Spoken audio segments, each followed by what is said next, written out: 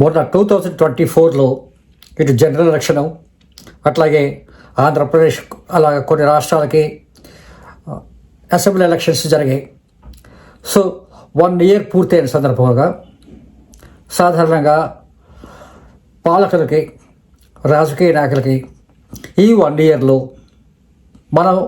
మన మీద ప్రజాభిప్రాయం ఎట్లా ఉంది, ప్రజలు ఏమనుకుంటున్నారు, 2029లో మళ్ళీ మేము అధికారంలోకి వచ్చే అవకాశం ఉందా అని చెప్పి రూలింగ్ పార్టీ వాళ్ళు అనుకుంటారు. అట్లాగే అపోజిషన్ వాళ్ళు ఈసారి ఖచ్చితంగా మేము ఈ రూలింగ్ పార్టీని ఓడించి నెక్స్ట్ ఎలక్షన్స్లో మేమే వస్తాము అన్న ధీమాలతో వాళ్ళ కృషి వాళ్ళు చేస్తూ ఉంటారు.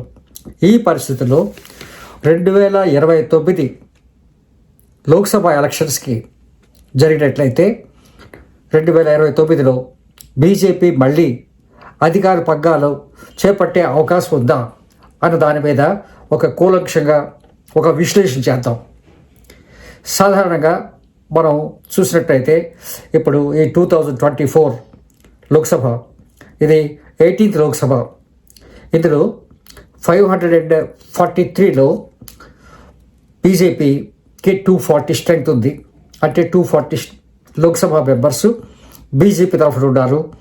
మిగతావంతా కూడా ఇటు తెలుగుదేశం 17 మంది ఎంపీస్, అట్లాగే జేడీయూ నితీష్ కుమార్ వాళ్ళు 16 ఎంపీస్, అట్లాగే మిగతా పార్టీలు సపోర్ట్ చేయడంతో ఈ 2024లో ఒక సంకీర్ణ ప్రభుత్వాన్ని నరేంద్ర మోడీ గారు ఏర్పాటు చేయడం జరిగింది. ఒక్కసారి మనం చూసుకున్నట్లయితే 2014కి, 2019కి, 2024 రాబోయే 2029 అట్లా చూసుకున్నట్లయితే 2014లో కూడా ఒక సంకీర్ణ ప్రభుత్వాన్ని బీజేపీ ఏర్పాటు చేయగలిగింది. 2019 వచ్చేసరికల్లా కొన్ని మిత్రపక్షాలు దూరం చేసుకున్నా సరే బీజేపీ కొత్త మిత్రులు తీసుకొచ్చి వాళ్ళు 2019లో కూడా మళ్ళీ ఒక కంఫర్టబుల్ పొజిషన్లో ప్రభుత్వాన్ని ఏర్పరిచిన వాళ్ళు మిత్రపక్షాలని గౌరవించడం, మిత్రపక్షాలని వాళ్ళ వైపు ఉంచుకోవడానికి ప్రయత్నం చేయటం, వాళ్ళని ఎంతో కొంత సాటిస్ఫై చేయడానికి ట్రై చేయడం వాళ్ళు చేశారు. కానీ 2024 వచ్చేసరికల్లా ముఖచిత్రం పూర్తిగా మారిపోయింది. 2019 ఎలక్షన్స్లో కంటే 2024లో 62 సీట్లు తగ్గి 242 సీట్స్తో బీజేపీ సంతృప్తి చెందాల్సి వచ్చింది. దాంతో ఇటు తెలుగుదేశం మద్దతు, అటు నితీష్ కుమార్ మద్దతు, అంటే జేడీయూ మద్దతు తీసుకొని ఇప్పుడు ప్రభుత్వాన్ని ఏర్పాటు చేశారు. ఇప్పుడున్న పరిస్థితుల్లో చూసుకున్నట్లయితే ఆల్మోస్ట్ ఒక 19 to 20 స్టేట్స్లో, అట్లాగే 2 యూనియన్ టెరిటరీస్, వీటిలో పూర్తిగా ఎన్డీఏ ప్రభుత్వం, national democratic alliance with the help of the friendly parties ఇప్పుడు అధికారంలో ఉన్నాయి. మనకు తెలుసు ఇటు ఆంధ్రప్రదేశ్కి వచ్చేసరికల్లా మేజర్ పార్టీ కింద టీడీపీ ఉంది. సెకండ్ పార్టీ ఇటు జనసేన సపోర్ట్లో, తర్వాత 3వ స్థానంలో ఇటు బీజేపీ ఆంధ్రప్రదేశ్లో ఉన్నాయి. ఇట్లా చూసుకున్నట్లయితే దేశం మొత్తం మీద వీళ్ళకున్న పరిస్థితి ప్రకారంగా ఇప్పుడు ఒక విధంగా చెప్పాలంటే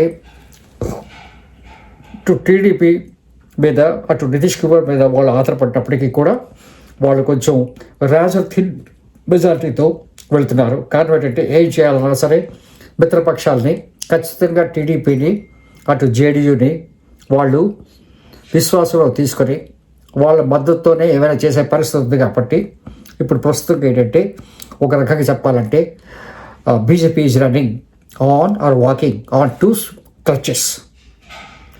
సో ఈ పరిస్థితిలో మనం ఒకసారి చూసుకున్నట్లయితే 2029కి మనం చూసుకున్నట్లయితే సాధారణంగా రాష్ట్రాల్లో బీజేపీకి ఉండే పట్టు బట్టి నేషనల్ పాలిటిక్స్ ఏంటి అని తెలుస్తుంది. సాధారణంగా అందరూ ఏం చెప్తారంటే జాతీయ రాజకీయాలకు వచ్చేసరికల్లా జాతీయ రాజకీయాలుగా ఆలోచిస్తారు తప్ప స్టేట్ రాజకీయాలు పెద్దగా ప్రభావం చూపించవు అన్నది ఒక ఉద్దేశం ఉంది. అది మనకు చాలాసార్లు కనిపించింది కూడా. అంటే ఇటు లోకల్ ఎలక్షన్స్లో, అంటే అసెంబ్లీ ఎలక్షన్స్లో ఒక పార్టీకి ఓటేసి అదే ఎలక్షన్స్లో నేషనల్ పార్టీకి వచ్చేసరికల్లా ఇంకో పార్టీకి ఓటేయడం అన్నది మనం చాలాసార్లు చూసాం. ఇప్పుడు ఈ 2024 ఎలక్షన్స్ తర్వాత 2025 నుంచి 2028 వరకు బీజేపీ వాళ్ళు చాలా అంటే ఒక మినీ రౌండ్ ఆఫ్ ఎలక్షన్స్, అంటే ఒక మినీ జనరల్ ఎలక్షన్ లాగా చాలా రాష్ట్రాలకి వీళ్ళు ఇప్పుడు ఎలక్షన్స్ ఫేస్ చేయాల్సిన పరిస్థితి ఉంది. ఈ రాబోయే ఎలక్షన్స్లో బీజేపీ పరిస్థితి ఎట్లా ఉంటుంది అని చూసినట్టయితే ప్రస్తుతానికైతే ఆల్మోస్ట్ 19 to 20 రాష్ట్రాల్లో ఇప్పుడు బీజేపీ అధికారం చేపట్టింది మిత్రపక్షాలతో కలిపి. ప్రస్తుతానికైతే ఇటు Manipur is under the president rule. ఈ పరిస్థితిలో మనం ఒక్కసారి బీజేపీ ప్రోగ్రెస్ రిపోర్ట్ ఎట్లా ఉంది అంటే, వాళ్ళ ప్రోగ్రెస్ రిపోర్ట్ మీదే ప్రస్తుతానికి మనం చెప్పాలంటే వాళ్ళ నెక్స్ట్ ఎలక్షన్స్లో వాళ్ళు అధికారం చేపడతారా లేదా అనేది మనకి అర్థమవుతుంది. ఈ విధంగా మనం ఒక్కసారి చెక్ చేసుకున్నట్లయితే 2019కి 24కి బీజేపీ తాలూకా జాతీయ ముఖచిత్రం కూడా చాలా మారిపోయింది. ఆ జాతీయ ముఖచిత్రంలో ఎలా మారింది అంటే, బీజేపీ -62 సీట్స్ కలిగింది, అంటే 242 సీట్స్ సంపాదించింది. 302 ఉండేది, అది 240 సంపాదించింది. అట్లాగే కాంగ్రెస్ పార్టీకి వచ్చేసరికల్లా వాళ్ళు 55 సీట్స్లో ఉండేవారు 2019లో. 2024కి సెంచరీకి ఒక్క సీటు తక్కువ, అంటే 99 సీట్స్, అంటే వీళ్ళు +47 గెయిన్లో ఉన్నారు. సో ఈ విధంగా చూసుకున్నట్టయితే మనకి చాలా క్లియర్ కట్గా కనిపిస్తుంది ఏంటంటే, బీజేపీ గ్రాఫ్ 2024లో ఎందుకు తగ్గింది. సో ఆ తగ్గడం వల్ల వచ్చిన ఫలితం ఏంటి, 2029 సరికల్లా ఇంకా ఈ గ్రాఫ్ తగ్గే అవకాశం ఉందా అన్న దాని మీద మనం ఒక్కసారి ఆలోచించినట్లయితే పరిస్థితి అంతా కూడా చాలా భిన్నంగా ఉన్నాయని చెప్పచ్చు. అంటే ఒకటి అన్ఎంప్లాయ్మెంట్ రేటు, అంటే ఎన్ని రాజకీయాలుగా ఎన్ని మాట్లాడుకున్నా సరే ప్రజలు ఏం చేస్తారంటే వాళ్ళ పరిస్థితి బట్టి ఎన్ని ప్రలోభాలు పెట్టినా సరే వాళ్ళ పరిస్థితి బట్టి వాళ్ళు ఓటేసే అవకాశం ఉంది. కాబట్టి ఒక విధంగా చెప్పాలంటే పెరుగుతున్న అన్ఎంప్లాయ్మెంట్ ఇది ఏమంటున్నారంటే ఆల్మోస్ట్ 5.6% రేట్లో అన్ఎంప్లాయ్మెంట్ పెరుగుతోంది. అట్లాగే ప్రభుత్వ లెక్కలు ఎలాగున్నా సరే మోర్ దెన్ 10 crores ఇంచుమించుగా బిలో పావర్టీ లైన్లో ఉన్నారు. So below poverty line. అట్లాగే మనం చూసుకున్నట్లయితే 2014లో $61 ఉండేది, అది ఇప్పుడు $87. $1 was $16 in 2014. Now it is $87. అంటే ఆల్మోస్ట్ ఒక 40% increase of the $, rate compare to Indian rupee. అంటే ఇండియన్ రూపీ 40% తగ్గిపోయింది, కొనుగోలు శక్తి ఇండియన్ రూపీ తగ్గింది. అట్లాగే మనం ఆయిల్ ప్రైసెస్ చూసుకుంటే కూడా ఇంచుమించుగా ఆ రోజుల్లో 2014 సరికల్లా $73, ఇప్పుడు చూసేసరికల్లా $100 దాటింది. ఆంధ్రప్రదేశ్లో హైయెస్ట్ రేటు మనకి కనిపిస్తోంది $110 ఒక జిల్లాలో. అట్లాగే ఎడిబుల్ ఆయిల్స్, నిత్యావసర సరుకులు, అటు షుగర్ కానీ రైస్ కానీ పప్పులు ఇవన్నీ చూసుకున్నట్లయితే మార్కెట్లో రేట్స్ 40% వరకు పెరిగాయన్నది కొన్ని లెక్కలు చెప్తూ ఉన్నాయి. అంటే 2014 మార్కెట్ మనం చూసాము, ఇప్పుడు 2025 మార్కెట్ కూడా మనం చూస్తున్నాం. కాబట్టి మనకి ధరల్లో వ్యత్యాసాలు రేట్స్ 40% కనిపిస్తుంది. అట్లాగే కూరగాయల ధరలు చూసుకున్నట్లయితే కూడా ఇంచుమించుగా 100% డిఫరెన్స్ ఉంది. అంటే ఫర్ ఎగ్జాంపుల్ మీరు ఆకుకూరలు తీసుకున్నా, లేదు అని అంటే ఎటువంటి కాయగూరలు తీసుకున్నా, అట్లాగే ఎగ్స్, చికెను, మటను, ఫిష్ ఏ రేట్ చూసుకున్నా సరే మనకి 75% 100% రేట్ హైక్ కనపడుతుంది. అయితే పెరుగుతున్న ధరల ప్రకారంగా గవర్నమెంట్ ఉద్యోగస్తులకి డిఏలు ఇస్తారు. ఆ డిఏలు కూడా ఇచ్చినా సరే గవర్నమెంట్ ఉద్యోగస్తులకి బతకడానికి కష్టంగానే ఉంటుంది, ఒక ఏదో హై కార్డులో ఉన్న వాళ్ళకి తప్ప. అట్లాగే మనం వేతనాలు ఎలా ఉన్నాయి అని చూసుకున్నట్లయితే నిత్యావసరాలు అంటే poverty line, below poverty line, middle class, above middle class వాళ్ళ పరిస్థితి ఎట్లా ఉంటుంది అంటే మనకి శాలరీస్ ఆ ప్రకారంగా పెరగట్లేదు. సరికదా మినిమం వేజెస్ యాక్ట్ కూడా చాలా విషయాల్లో అసలు ఇంప్లిమెంటేషన్ లేదు. For example private school teachers in most of the places 5,000, 8,000, 10,000. శ్రీకాకుళంలో చాలామందికి 10,000 కూడా జీతం రావట్లేదు. విశాఖపట్నం లాంటి మహానగరంలో కూడా చాలామందికి ఆ 10,000, 12,000, 15,000 రూపాయల జీతం కూడా రావట్లేదు. ఒక విధంగా చెప్పాలంటే మినిమం వేజెస్ ప్రకారంగా ఒక అన్స్కిల్డ్కి 20,000 రూపీస్ అరౌండ్ ఉండాలి. అట్లాగే సెమీ స్కిల్డ్ అయితే 22,000, 23,000. స్కిల్డ్ వాళ్ళకైతే 24,000, 25,000. హైలీ స్కిల్డ్ వాళ్ళకైతే 27,000 as per the minimum wages act as per 2025 చెప్పుకోవాలనుకుంటే. ఇందులో 20,000 రీచ్ అవుతున్న వాళ్ళు ఎక్కడ చూసినా మనకి ఎక్కడ కనిపించట్లేదు. యూనివర్సిటీస్లో కూడా అవుట్సోర్సింగ్ స్టాఫ్ కానీ, యూనివర్సిటీస్ అనే కాదు చాలా ప్రభుత్వ సంస్థల్లో అసలు అవుట్సోర్సింగ్ స్టాఫ్ కానీ, లేదు అని అంటే నిత్యం పనిచేసే గెస్ట్ లెక్చర్స్ కానీ, గెస్ట్ ఫ్యాకల్టీస్ కానీ, లేదు అని అంటే ఇంకో రకంగా పనిచేస్తున్న వాళ్ళు ఎవరికి కూడా 15,000 రూపాయలు కూడా రావట్లేదు. ప్రైవేట్ స్కూల్ టీచర్స్ పరిస్థితి అయితే మరీ దారుణంగా ఉంది. ఢిల్లీ లాంటి సిటీస్లో, లేకపోతే చండీగఢ్ ఇటువంటి సిటీస్లో మాత్రమే మంచి శాలరీస్ ఉన్నాయి తప్ప మిగతా ప్రాంతాల్లో ఎక్కడా కూడా వాళ్ళు ఈ 4 డిజిట్స్ని చేరుకోలేకపోతున్నారు. సో వాళ్ళందరి తాలూకా లైఫ్ సిచ్యువేషన్ ఎట్లా ఉంటుంది? ఫర్ ఎగ్జాంపుల్ ఇటు అంగన్వాడీ కానీ, లేదు అని అంటే సఫాయి కర్మచారి అని, లేదు అని అంటే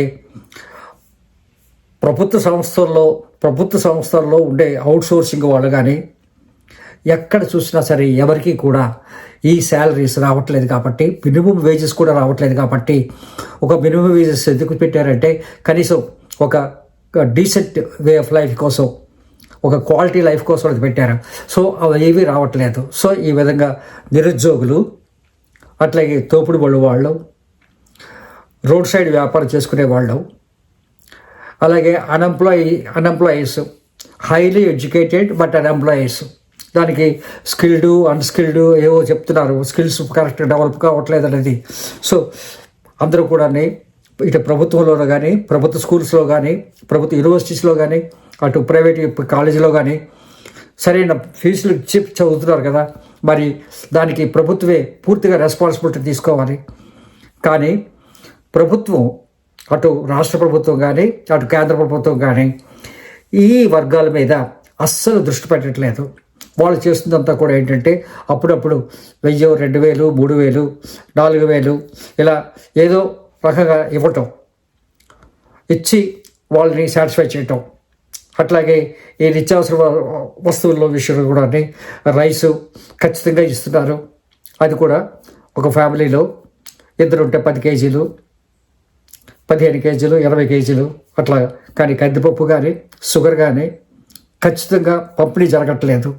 సో ఇవన్నీ కూడా migrant workers, labour class people, educated but doing like A unskilled, ఈ విధంగా చూసుకుంటే కూడా అసలు మినిమం వేజెస్ యాక్ట్ ప్రకారంగా కూడా ఈ ప్రైవేట్ స్కూల్లో టీచర్స్కి మినిమం 20,000 రూపీస్ శాలరీస్ ఉండాలనో 25,000 రూపీస్ శాలరీస్ ఉండాలి. విలేజెస్లో అయితే 15,000, సిటీస్లో అయితే 20,000, మేజర్ సిటీస్ అంటే విశాఖపట్నం లాంటి సిటీస్ అయితే ఖచ్చితంగా 25,000 రూపాయలు ఉండాలని ప్రభుత్వం ఎందుకు జీవో తీసుకురావట్లేదు? అట్లాగే ఇవన్నీ కూడా 2029 ఎలక్షన్స్లో ఖచ్చితంగా ప్రభావం చూపిస్తాయి. మీరు వెల్ఫేర్ స్కీమ్స్ కింద ఇస్తున్నవి పరిగణలోకి రావు. అవి జస్ట్ కంటి తుడుపు చర్యలు కానీ లేదు అంటే అవి పూర్తిగా ప్రజల్ని ఆ క్షణానికి ఏదో మభ్యపెట్టకు తప్ప వాళ్ళు ఖచ్చితంగా వాళ్ళ కాళ్ళ మీద వాళ్ళు బ్రతకాలి అని అంటే మినిమం వేజ్ యాక్ట్ ఖచ్చితంగా ఇంప్లిమెంట్ అవ్వాలి. అటు టీచర్స్లో విషయంలో కానీ లేదు అంటే అదర్ లేబర్ కండిషన్స్ విషయంలో కానీ ఈ 20,000, 22,000, 24,000, 26,000 ఈ రేంజెస్ని ఎప్పుడైతే ప్రభుత్వం ఇంప్లిమెంట్ చేస్తుందో నాకు తెలిసినట్లయితే ఈ విధంగా చూసుకున్నట్లయితే ఖచ్చితంగా ప్రభుత్వం మీద చాలా ప్రెషర్ ఉంది. ఈ విషయాలన్నీ వీళ్ళు అడ్రస్ చేయకుండా ఎన్ని ప్రాజెక్టులు తెచ్చామో ఎన్ని ప్రోగ్రాములు చెప్పినా సరే 2029 ఎలక్షన్స్లో ఖచ్చితంగా వీళ్ళు దెబ్బతినే అవకాశం చాలా ఉందని చెప్పడంలో ఎటువంటి అతిశయోక్తి లేదు. అంతేకాకుండా ఈ ప్రభుత్వాలన్నీ కూడా ఇంచుమించుగా 2025కి వచ్చేసరికల్లా 4 స్టేట్స్కి ఎలక్షన్ జరగబోతున్నాయి. అలాగే 2026, 2027, 2028 ఇంచుమించుగా more than half of the states are going for elections. So ఈ ఎలక్షన్స్లో దెబ్బతినే అవకాశం బీజేపీకి గట్టిగా ఉంది. కారణం ఏంటంటే వాళ్ళే డ్రైవింగ్ సీట్లో ఉన్నారు కాబట్టి ఏదైనా అయితే ప్రభుత్వం తీసుకుంటున్న దీని మీద ఉంటారు కాబట్టి బీజేపీకి అవకాశాలు తగ్గే అంటే సీట్లు తగ్గే అవకాశం ఉంది. వాళ్ళు మరీ డిపెండెంట్ అయ్యే అవకాశం ఉంది. అంతేకాకుండా నాయకత్వ మార్పు విషయంలో ఈ 2025 సెప్టెంబర్ 17కి నరేంద్ర మోడీ గారు మారాలని, కొత్త ప్రధానమంత్రి రావాలని ఆర్ఎస్ఎస్ వర్గాలు భావిస్తున్నాయని చెప్పి ఒక వార్త అన్ని దగ్గరలో కనిపెడుతుంది. ఈ టైంలో నరేంద్ర మోడీని మార్చడం వల్ల పరిస్థితి ఎలా ఉంటుందంటే ఇది బీహార్ ఎలక్షన్స్ మీద, అటు తమిళనాడు ఎలక్షన్స్ మీద, అట్లాగే నెక్స్ట్ రాబోయే చాలా పెద్ద ఎలక్షన్ వాళ్ళకి యూపీ ఎలక్షన్స్ మీద చాలా ప్రభావం చూపించే ఉంది. అట్లాగే వెస్ట్ బెంగాల్, కేరళ ఈ రాష్ట్రాలన్నీ కూడా ఇప్పుడు ఎలక్షన్స్కి వెళ్ళడానికి సిద్ధంగానే ఉన్నాయి. 2027, 28 ఈ ప్రాంతాల్లో అటు కర్ణాటక కానీ ఇటు తెలంగాణ రాష్ట్రం కానీ ఇట్లా చాలా రాష్ట్రాలు ఎలక్షన్స్కి వెళ్ళే అవకాశం ఉన్నాయి. కాబట్టి ఇవన్నీ కూడా ప్రతికూల ప్రభావం చూపిస్తుంది. అటు నార్త్ ఇండియాలో బీజేపీ హవా తగ్గుతుంది అని మనకు కనిపిస్తూ ఉంది. ఈ తగ్గడం అన్నది ఖచ్చితంగా ఏంటంటే కాంగ్రెస్ పార్టీకి లాభం అవుతుంది. Provided Congress party maintains amicable relationship with all the other friendly parties. India కూటమితో వాళ్ళు బలంగా ఉన్నట్లయితే ఇండియా కూటమిలో చాలామంది రాహుల్ గాంధీని ప్రైమ్ మినిస్టర్గా యాక్సెప్ట్ చేయడానికి సిద్ధంగా లేరు. అట్లాగే కాంగ్రెస్ పార్టీలో ఇంటర్నల్గా శశి థరూర్ వీళ్ళ విషయంలో కూడా వాళ్ళకి జైరాం రమేష్ వీళ్ళ విషయంలో కూడా వాళ్ళకి అభిప్రాయ భేదాలు ఉన్నాయి. సో ఇవన్నీ కూడా కాంగ్రెస్ పార్టీ తనకు అవకాశాలు దెబ్బతినే అవకాశం ఉంది. At the same time BJP అటు కేంద్ర స్థాయిలో దెబ్బతినే అవకాశం ఉంది. ప్రాంతీయ పార్టీలు హవా పెరిగే అవకాశం ఉందని చెప్పచ్చు. ప్రస్తుతానికైతే ఈ 2025 ఈ 1 year మనం చూసిన తర్వాత ఇప్పుడు ఉన్న పరిస్థితి ఇది. సో మనం ఈ బీహార్ ఎలక్షన్స్ అయ్యాక, తమిళనాడు ఎలక్షన్స్ అయ్యాక అసలు కొంత పరిస్థితి అనేది తెలిసే అవకాశం ఉంది. ఈ mini elections 2025, 26, 27 are very crucial and very important. అంతేకాకుండా ఇప్పుడు వైస్ ప్రెసిడెంట్ శ్రీ ధన్కర్ గారు ఒక్కసారి ఆయన రిజైన్ చేయటం అనేది కూడా పబ్లిక్లో బీజేపీ జవాబు చెప్పుకోలేని పరిస్థితిలో ఉందని చెప్పడంలో ఎటువంటి అతిశక్తి లేదు. పాకిస్తాన్ ఇష్యూ కానీ లేదు అని అంటే నైబరింగ్ కంట్రీస్, ఇంటర్నేషనల్ ఈ ట్రేడు టారిఫ్స్ ఇవన్నీ కూడా ఏంటంటే జాతీయ ఎలక్షన్స్ మీద పూర్తిగా ఒక ప్రభావం చూపిస్తుందని మనం చెప్పలేం. ఇక్కడ కనిపించేవన్నీ కూడా ఇటు స్థానిక అంశాలు, నిరుద్యోగం, అట్లాగే ఈ పెరుగుతున్న నిత్యావసర ధరలు, ఇట్లా ఈ విషయాల మీద, ఈ పావర్టీ, వీటి మీదే ఇదంతా ఆధారపడి ఉంటుంది. Thank you very much. All the best.